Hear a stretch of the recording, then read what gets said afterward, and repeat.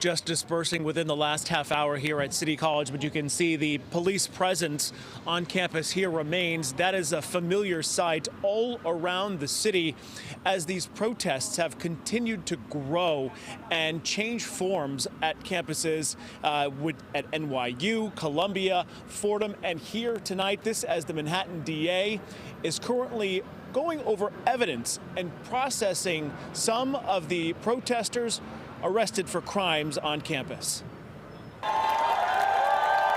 Across New York City college campuses Wednesday, pro-Palestinian protesters were back out in defiance following Tuesday night's NYPD raids at Columbia and City College. You have been warned as per Fordham University to leave the campus.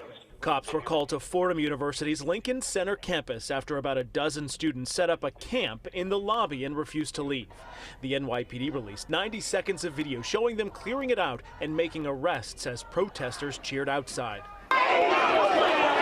And at the site of Tuesday night's skirmish with police at City College that led to nearly 200 arrests, a victory rally of sorts, some student and faculty at the rally refusing to back down.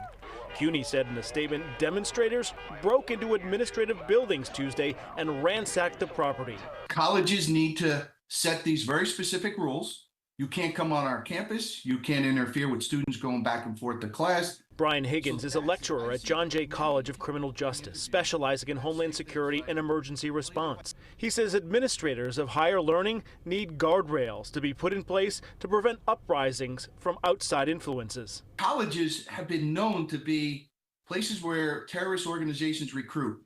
In fact, the NYPD says last week the wife of a known terrorist was on Columbia's campus, along with what it calls agitators. Investigators say non-students led the charge of Hamilton Hall's invasion, where makeshift weapons were found with demonstrators who barricaded inside.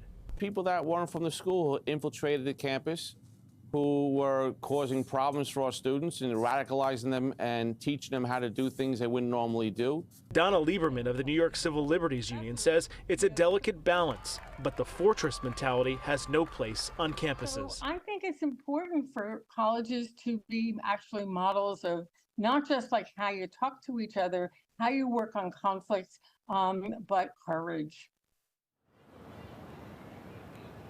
Well, in a statement, the president of Columbia University said that the Ivy League institution will work on an open dialogue as it tries to heal from this, also working to create a clear line between free speech and hate speech.